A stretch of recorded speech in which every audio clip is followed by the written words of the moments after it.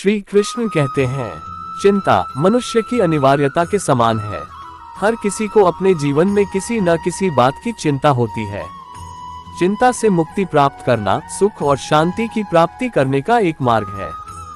जब चिंता मन को आक्रमण करती है तो श्रद्धा और समझ से रूपी धन का दुरुपयोग हो जाता है। श्री कृष्ण कहते, चिंता से मुक्ति प्राप्त करने के लिए कुछ सरल तत्व बताना चाहूंगा। पहला तत्व है ज्ञान और विवेक की प्राप्ति करना। जब हम सही ज्ञान और विवेक के साथ कार्य करते हैं तो हमारी चिंता कम होती है। हमें अपने कर्मों की चिंता नहीं करनी चाहिए, बल्कि सही कर्म करने में लगन और समर्पण देना चाहिए। दूसरा तत्व है ईश्वर पर विश्वास करना। जब हम ईश्वर में विश्वास करते हैं और उस पर समर्पित होते हैं तो हमारी चिंता दूर होती है। यदि हम सोचे कि हमारी चिंता हमें उत्पन्न करती है तो हमें ये समझना चाहिए कि चिंता भगवान की महिमा और योग्यता में संकुचित विश्वास परिणाम है।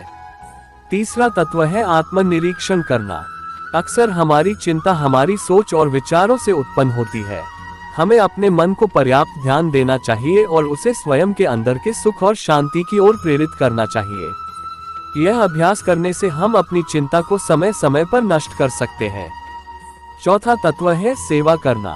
जब हम दूसरों के लिए सेवा करते हैं तो हमारी चिंता कम होती है और हमें उत्साह मिलता है।